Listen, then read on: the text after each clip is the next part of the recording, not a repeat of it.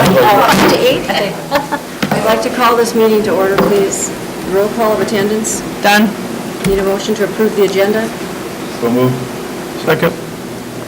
I'd like to make a motion to amend the agenda, please. I would like to remove item 4D. We had that presentation in the previous meeting, and in order to be respectful of time, I would like to remove it. Thank you, Lynn, for the presentation in the previous meeting. I second. You second the amendment? I second the motion to amend.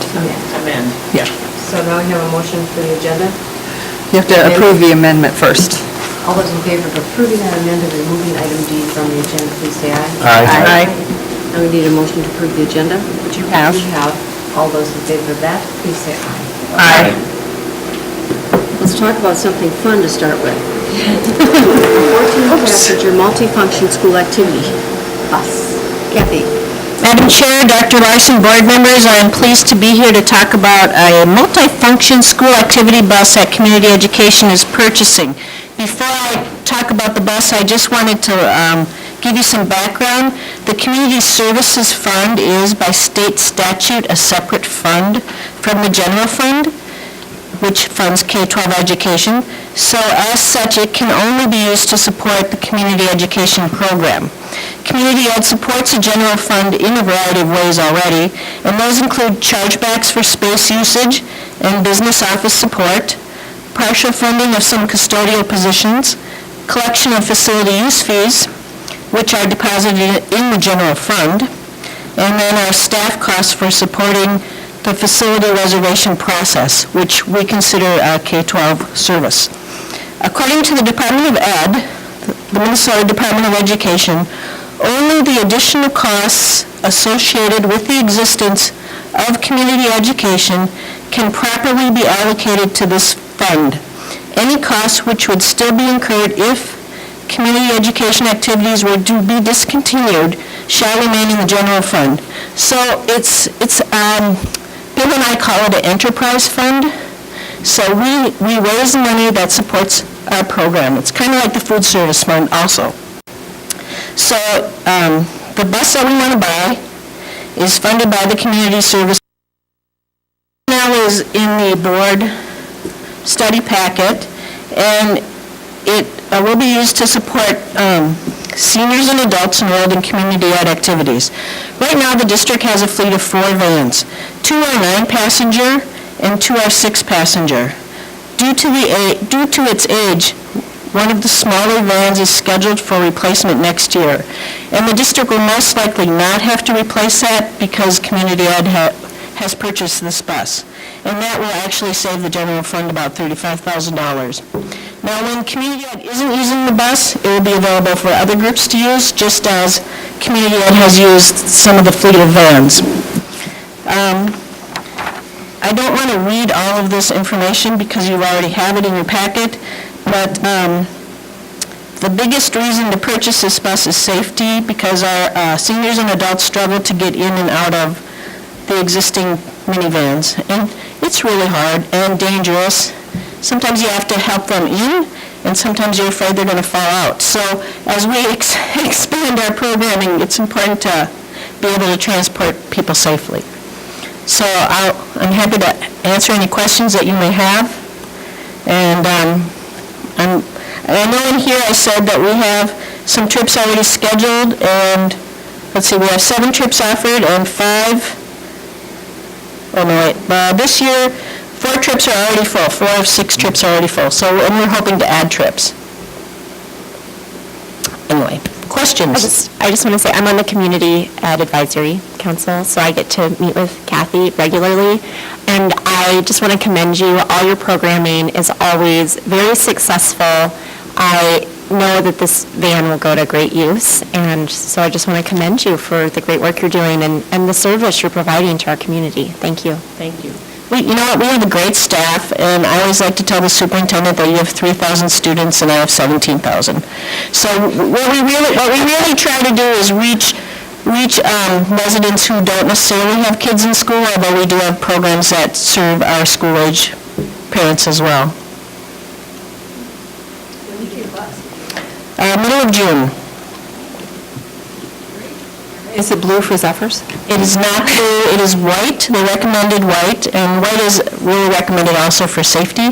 It's white with, I think, a teal stripe on it. Is it magic? It could be magic.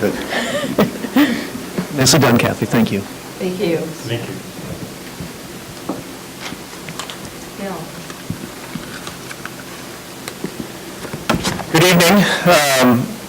My first discussion item tonight is the 17-18, so our current year budget update as of May 1st. So included in your board packet, you'll have 3 pages of incredibly small print in order to fit it all on a page lengthwise. So as you know, this document should be familiar. We review it on a quarterly basis. We reviewed quarter 2 in January, after the end of the second quarter, and we understand that our fiscal year ends from July to June. We finished the end of the third quarter after the end of March, and you should be asking, yeah, but it's the end of May, why are we receiving the third quarter update?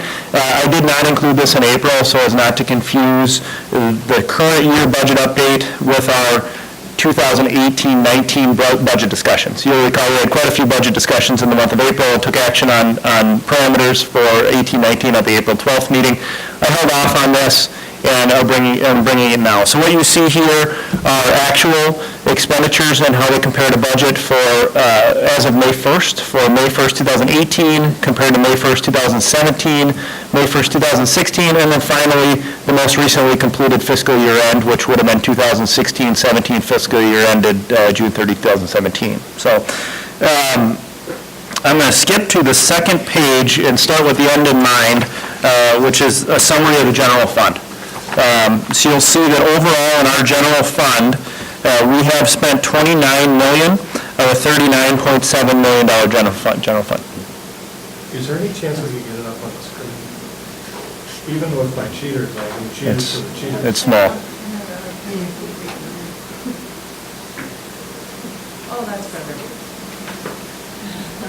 If you skip to the second page, Patrick, or can I drive it from here?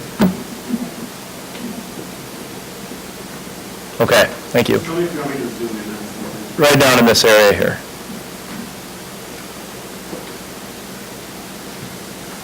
Thank you. So you can see we have spent in the current year 73.2% of our general fund budget as of May 1st, compared to last year where we had spent 74%, and the second year prior where we had spent 73.7%. So this, in my opinion, is reasonable and expected on the expenditure side, which is a good thing here late in the fiscal year. We are $1.063 million ahead of pace for the prior year to date. This $29.06 million compared to $27.9 million. But we have budget to account for that increase, which is causing the percentage to be lower.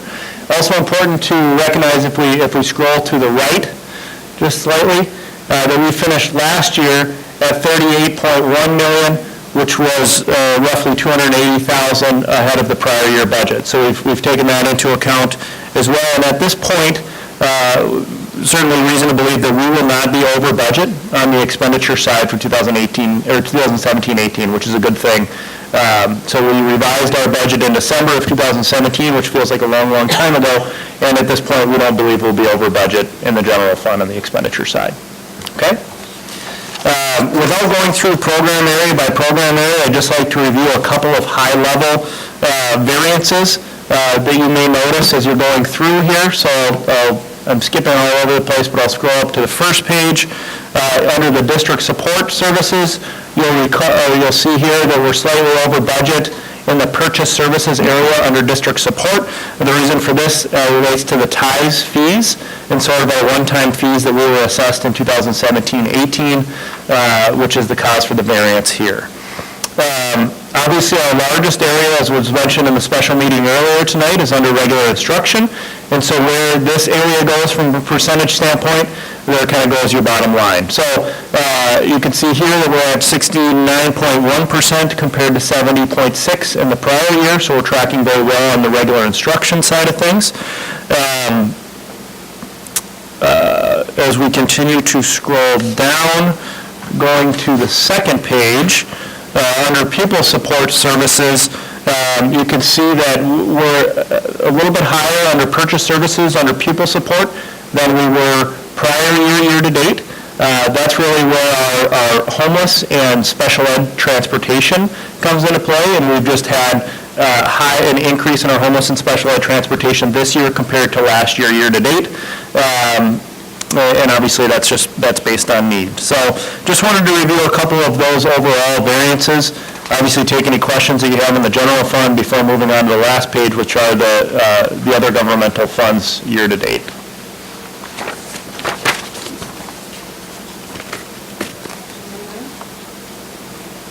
Okay. Moving on to the last page. You can see here we're looking at food service and at the community services fund. So again, looking at current year information compared to prior year and second prior year. In food service, we have spent 55% compared to 64% in the prior year and 66% in the second prior year, so we're tracking very well there. Really, any variances have to do with equipment purchases in the prior year and second prior year that we just haven't made in the current year. So a good thing from the bottom line there. Community Services Fund, we have spent 82.6% this year versus 73% last year and 82.5% last year. So we're a little bit up on the expenditure side.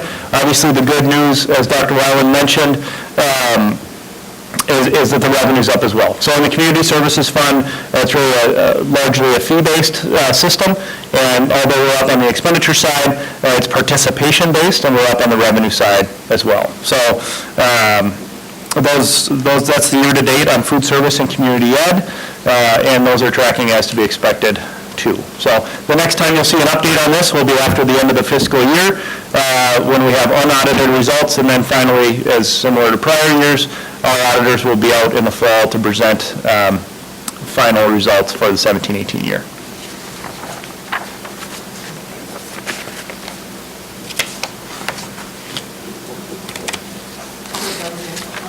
Yes. So the next discussion item that you have in your board packet, let me get my notes out here, are the other governmental funds. So we have spent quite a bit of time talking about next year's preliminary budget in the general fund.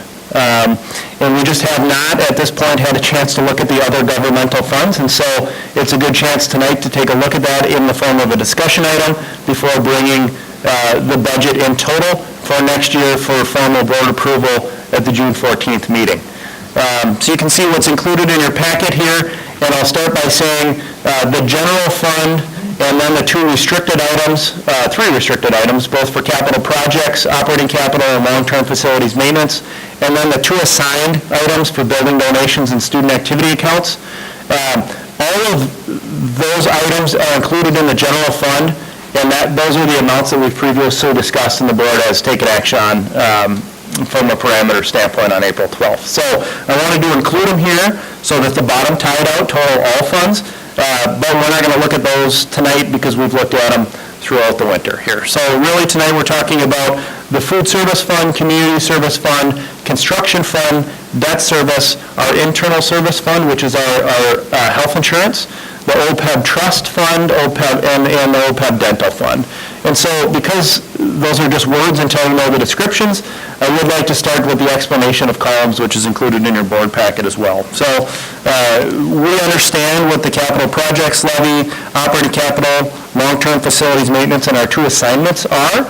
And so I'll skip over those and go to the food service fund. So the food service fund, obviously fairly self-explanatory, all financial activities related to the food service program. We refer to that as Fund 2. Community Services Fund, all activities in community education, early childhood family education, school readiness, and adult basic education, Fund 4. Building Construction Fund, for us, most recently, that was activity related to the abatement bond, largely related to parking lot improvements. Debt Service Fund records our outstanding indebtedness The revenue coming in there, debt service levy on our voter-approved debt service, and then the expenditures to pay the principal and interest on those bonds. Internal Service Fund, that's our self-insurance program, in our case, Fund 20 for health insurance. And then finally, the OPEB Trust Fund is our resources for post-employment benefits, and then the debt fund, levy proceeds, and the repayment of the OPEB bonds that are voter-approved. So that's really the description there, and I'll go over, again, just from a discussion standpoint, the revenue and expenditure projections for 2018-19, so the fiscal year starting July 1st, 18, ending June 30th, 2019. So food service, you can see that we are estimating to start the year with $178,000 in a fund balance for food service. And again, it's an estimate at this point because we truly don't know what our fund balance is to start 18-19 because we don't have final revenue and expenditure results from 17-18 yet. So if you're looking at this column now and you compare it to how this column looks next December, it will almost certainly be different after we have final audit results. Our hope is that it's not materially different. You can see where our revenue and expenditures come in. We're forecasting just a slight deficit in the food service fund. Really, the deficit projection here is to be conservative at this point. We have lower than expected sales in the food service fund last year. It's tracking to be on the rebound this year. And so I expect that fund to be stable this year, and really the deficit forecast next year of $44,000 is just to be conservative on a preliminary estimate. Chances are, if things continue tracking how they've been, that account will be balanced in the revised budget for 18-19. Community Services Fund is balanced for next year. You can see in the Building Construction Fund related to the abatement bond, we're estimating a starting fund balance of $126,000. I don't have any activity in here. We're almost done. We have a couple of invoices related to Phase 2 of the abatement project. But this $126,000 that we have in the Building Construction Fund will be enough to make those payments on the remaining bonds, or on the remaining invoices. The debt service fund is balanced, as you can see here, and really what that is just levy dollars to cover principal and interest payments on voter-approved debt. The internal service fund is in a slight surplus, so we are closely tracking how our premiums coming in relate to our claims, and working on this one pretty closely. So that's one to track as we move forward. The OPEB trust fund is in a deficit position, as you would expect. The revenue coming in is just simply the interest on that trust, and the expenditures coming out relate to payment of that liability, that OPEB, which stands for Other Post-Employment Benefits, payment of that liability, and then the debt service fund, as I discussed previously, the revenue coming in from voter-approved levy, expenditures going out on payment of the OPEB bond, similar to the debt service fund. So you can see where we stand on the other governmental funds, separate from the general fund. As I mentioned, just by way of process, discussion item tonight, and then formal action along with the general fund. So you'll see this exact sheet, as well as some other sheets on June 14th for the formal approval for all the funds.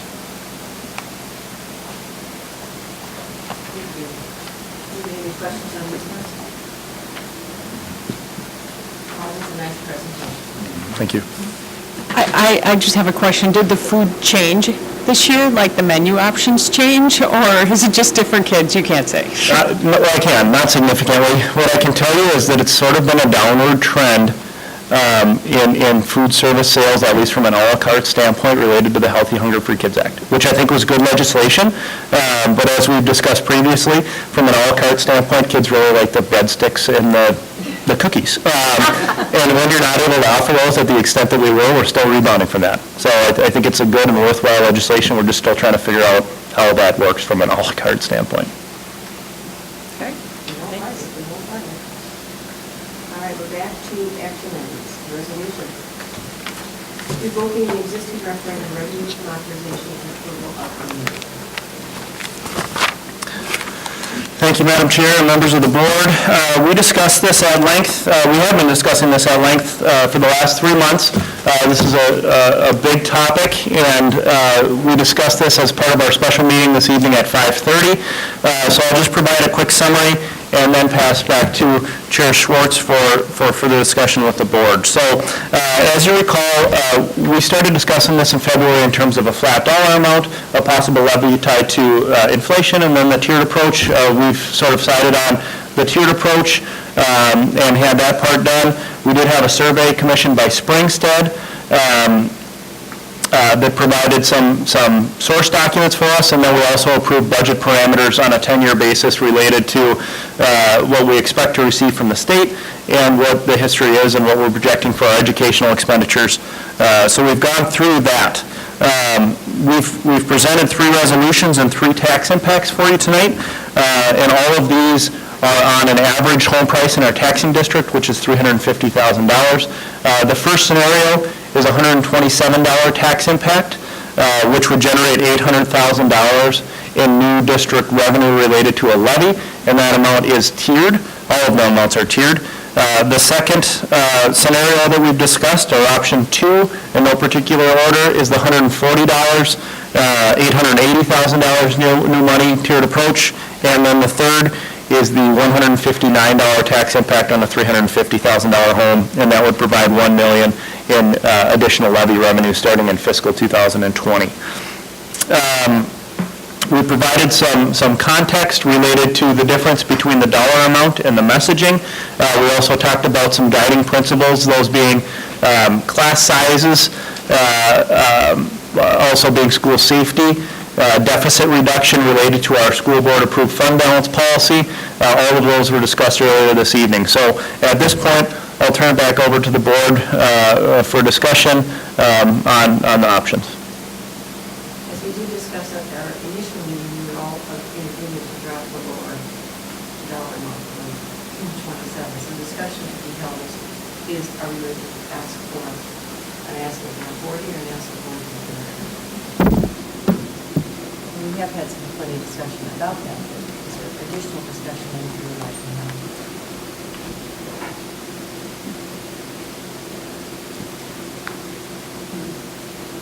This is an action item, so that should only be a motion to approve that dollar amount.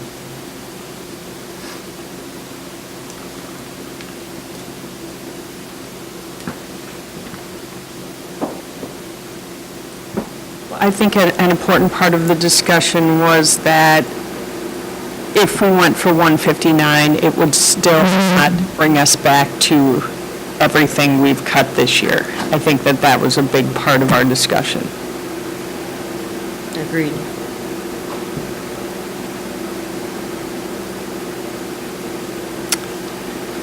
That the survey from Springstead showed a community support for 130 to 140. Depends how much weight we place on that.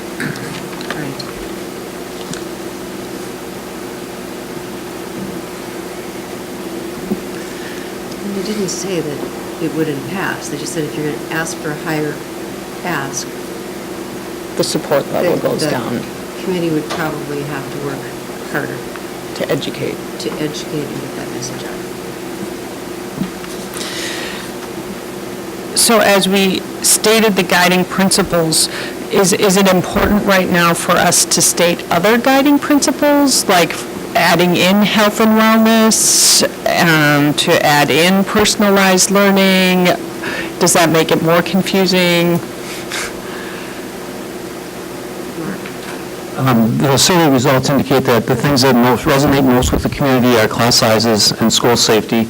And then there's 2 other questions, support for struggling learners and the engineering program, when you get into more detail of it. But the top 2 remain school safety and class sizes. Okay.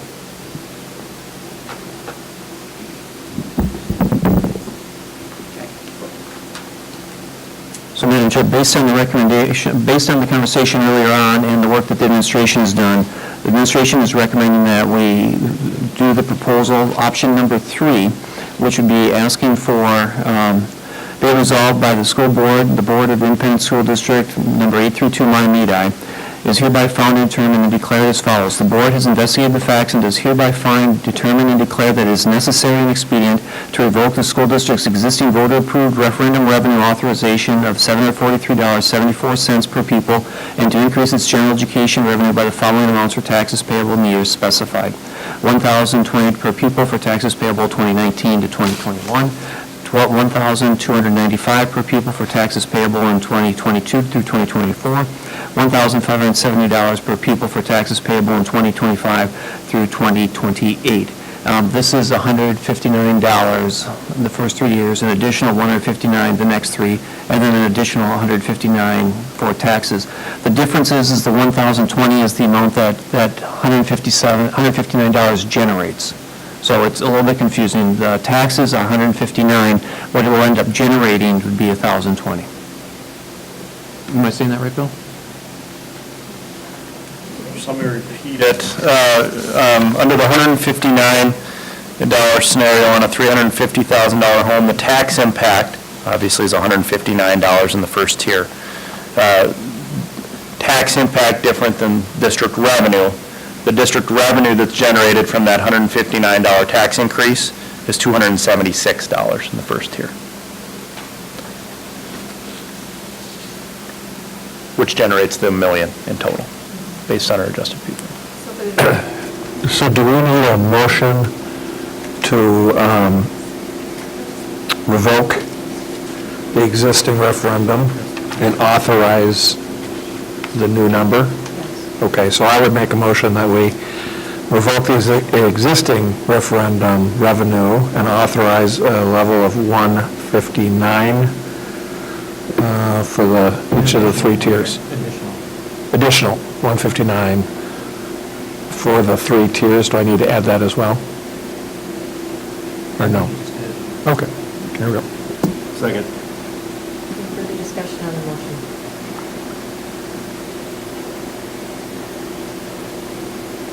Hearing none, all those in favor of the resolution, including the $159 in extra revenue, please say aye. Aye. Those opposed? Motion carries. Mark, you want to address the next meeting, close open enrollment for some reason? Yep, Madam Chair, members of the board, at an earlier meeting, the board set a target enrollment of 3,288 and charged the task administration with reaching that enrollment number. We have now, based on the open enrollment applications, we have attained that. And so the resolution is that whereas the state of Minnesota has established an enrollment options program permitting students to attend non-resident district, that's Minnesota Statute 124D.03, and the state of Minnesota has established criteria for school districts to approve or deny open enrollment applications based on the capacity of the program, excluding special education services, class or school building. And the school board seeks to maintain continuity of programs, curriculum, and services through consistent student enrollment and recognize that sufficient student enrollment ensures high-quality course offerings for resident students as well as students enrolling into the enrollment options program. Be it therefore resolved that the superintendent be authorized to approve children of a sibling that currently attends and children of employees as per Minnesota Statute 124D where grade capacity and class size permits additional students. And be it further resolved the school board is directing administration to use open enrollment to be fiscally responsible with these 3 goals. The goal for elementary schools is to have the class size below the Metropolitan Educational Cooperative Service Unit, XU average. Middle schools to adhere to the middle school model. The goal for the high school is to follow the recommendation of the right size study of about 1,200 students.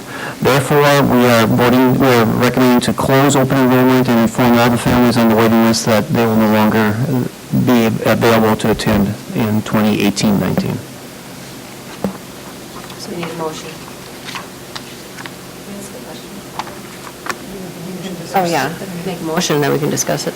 I make the motion that we approve the resolution to close grades K-12 to open enrollment for the 2018-19 school year. Is there a second?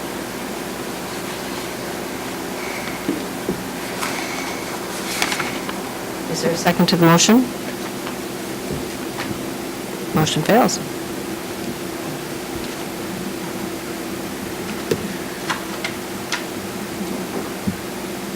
We have 3 contracts to approve tonight. Our new superintendent, Barbara Duffin, our new associate principal of activities and athletics, Aaron Forsyth, and a communication specialist, Alice Seifert. We need a motion to approve those. So moved. Second. Any additional discussion? All those in favor say aye. Aye. Need a motion to adjourn. So moved. Second. Meeting is adjourned.